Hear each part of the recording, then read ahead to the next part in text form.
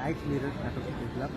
সত্যি একটা অন্যরকম কাজ রাহুল আমাদের উপহার দিয়েছে, যেখানে কী বলবো, আমাদের থিয়েটারের যে হিস্ট্রি, তাদের যে সমস্যাগুলো ক্রিয়েট হয়েছে সেগুলো হয়তো এখনও আমাদের সঙ্গে আছে। সেগুলো আমরা যারা থিয়েটার করি বা থিয়েটারের সাথে যুক্ত অভিনয় করি, তারা সকলেই সেটা বয়ে চলেছি। জানি না আদৌ সেই সমস্যাগুলোর সমাধান আদৌ কোনো দিন হবে কিনা, বা যে প্রশ্নগুলো ও একের পর এক করে গেল সেই প্রশ্নগুলো আমাদের, আমরাও করে আসছি, কিন্তু ওই করেই যাচ্ছি, তার উত্তর হয়তো আমরা এখনও পাইনি। ও উত্তর খুঁজছে, আমরাও খুঁজছি। আর সত্যিও খুব একটা ভালো জিনিস। আবারও মানে আমরা যখনই এই সমস্যাগুলো বারবার সেগুলো রিপিট করতে থাকি, নিশ্চয়ই একটা সমস্যার সমাধান হয়তো বেরিয়ে আসতে পারে।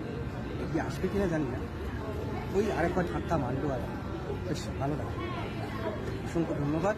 কি বলবো এই মুহূর্তে আমি বুঝে পাচ্ছি না, কিন্তু আমি এইটুকুই বলতে পারি যে আমাদের অভিনেতাদের অনেক প্রশ্ন থাকে, সেই প্রশ্নগুলোর উত্তর আমরা এখনো খুঁজে পাইনি, তবে সেই প্রশ্নগুলো খুব সুন্দরভাবে করা হয়েছে এখানে। আর হয়তো আমাদের অভিনেতাদের কী কাজ সেটা আমরা যারা অভিনয় করি, যারা অভিনয় করি না, তারা হয়তো ধীরে ধীরে বুঝতে পারছি।